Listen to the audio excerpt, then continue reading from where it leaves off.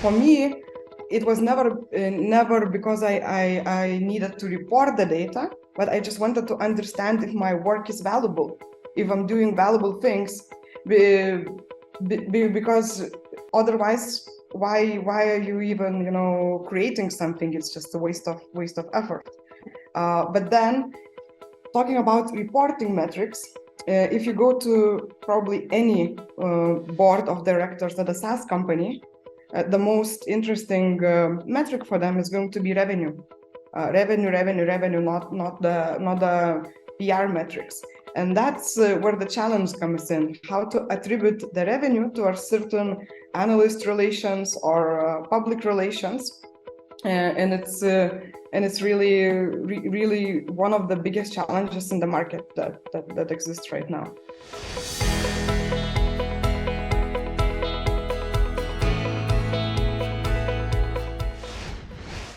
I was a journalist and really ambitious startup that was creating the first mobile payment system in the world outreached to me and asked me to join their team. And I fell in love with the tech industry like momentarily. Like I don't know, it took me 1-2 days to just absolutely fell in love. And I decided to stay there, to stay in the tech industry. And I started as a social media manager in the what we call digital marketing field now. And it was really interesting times because then Facebook almost had no limits on the reach, meaning that the metric everyone was using was likes. And the likes back in the day really mattered. Absolutely, it mattered because like meant that your content is going to be distributed to the person's network who liked your post or video or image or banner or whatever. And I think that what happened then, everyone just learned that like equals reach. And from there, it's really hard to go back. It's really hard to start thinking about engagement metrics.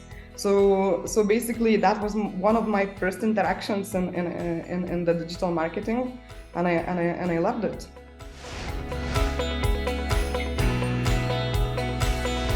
I was always curious to understand the metric, that my fantasy metric that I call so what. So that so what metrics means that whenever you release any piece of content, doing any PR or any outreach, I'm trying to understand, okay, what's happening after.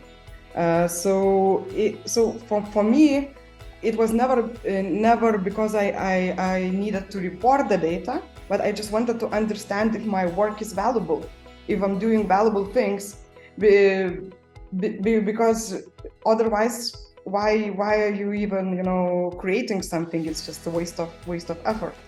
But then, talking about reporting metrics, if you go to probably any board of directors at a SaaS company, the most interesting metric for them is going to be revenue.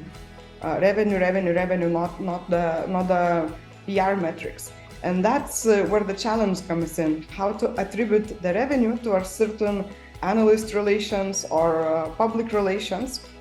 And it's really one of the biggest challenges in the market that exists right now.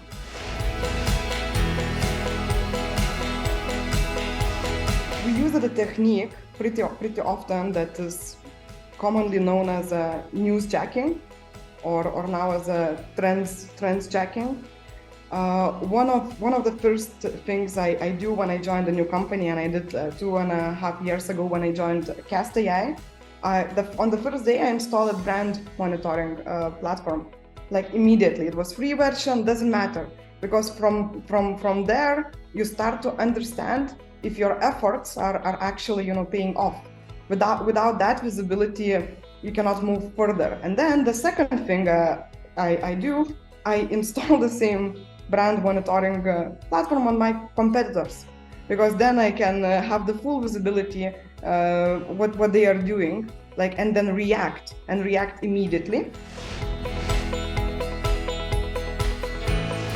My most favorite metric is what I like to call so what metric. So meaning how to understand the impact of the PR and analyst relations and the communications.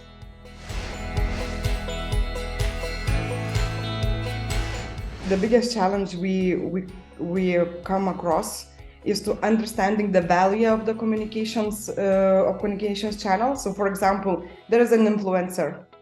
It has a lot of views. What does it mean? So then we use some tools to analyze the audience inside. If it's engaging enough, if they have a lot of comments, if the audience is loyal to the influencer, that's one of the biggest challenges. Another similar challenge is in the PR, because the big brands doesn't mean the big reach. And that's the common misconception about that. So for example, you can take Forbes or New York Times. It doesn't matter if you are featured there, if that article is not appearing somewhere at the top. Then it's really hard to understand the value, and the value becomes to be more reputational than transactional. That's another challenge, how to create your media strategy to reach the relevant media, not only for the reputational perspective, but also for what I like to call transactional perspective.